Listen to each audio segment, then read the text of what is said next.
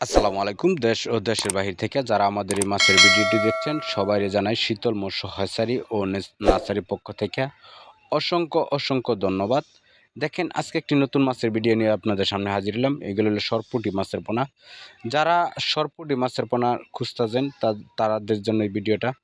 যারা বলেন যে ভাই আমরা মিশ্র চাষ করব কার্প জাতীয় মাছের সাথে এবং ক্যাটফিশ মাছের সাথে, অবশ্যই তাদেরকে বলবো যে আমাদের এই সরপুঁটি মাছটা মিশ্র চাষ করতে পারেন।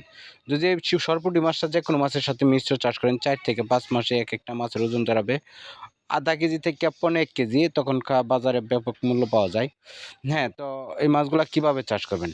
এই মাছগুলা যেকোনো মাছের সাথে মিশ্র চাষ করতে পারবেন। যদি যেকোনো মাছের সাথে যদি মিশ্র চাষ আপনারা করেন, তো এটা প্রতি শতাংশে আপনারা 100 থেকে 150 পিস মাছ চাষ করতে পারবেন অনায়াসে।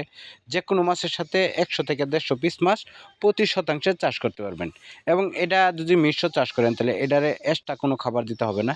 কেননা যদি আপনাদের যে মিশ্র চাষের যে খাবারটা আপনারা দিবেন, ওই খাবারটা খাইয়ে আপনার এই মাছটা দ্রুত বড় হবে। তো এই মাছটা যারা চাষ করতে চান অবশ্যই আমাদের সাথে যোগাযোগ করবেন এবং স্ক্রিনে দেওয়া নাম্বারে কল করে অর্ডার করতে পারবেন। যারা সরাসরি অথবা হোম ডেলিভারি নিতে চান, যারা বলেন যে ভাই আমরা হ্যাচারি থেকে সরাসরি নিতে চাই, অবশ্যই আমাদের সাথে যোগাযোগ করবেন। আমাদের হ্যাচারি থেকে সরাসরি অবশ্যই আপনারা নিতে পারবেন।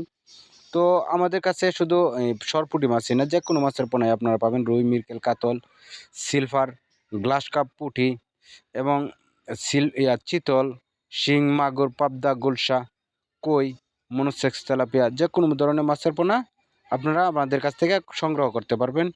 তো যারা আমাদের চ্যানেলে নতুন অবশ্যই আমাদের চ্যানেলটা সাবস্ক্রাইব করবেন এবং পাশে থাকা বেল আইকনটা বাজিয়ে দিবেন। কেননা নিত্য নতুন যে ভিডিওগুলো আছে, ভিডিওগুলো ছাড়ার পরে যাতে আপনারা আমাদের এই ভিডিওগুলো পাইতে পারেন। যে ভিডিওতে অনেক কিছু গুরুত্বপূর্ণ কথা বলা হয়, আবার অনেক কিছু কথা বলা হয় না। কেননা ভিডিওতে অনেক লং ভিডিও ছাড়া হয় না, তো এই জন্য বেশিরভাগ কথা বলা হয় না। যাদের পরামর্শের প্রয়োজন অবশ্যই আমাদের সাথে যোগাযোগ করবেন এবং যোগাযোগ করে পরামর্শ নেবেন। আসসালামু আলাইকুম।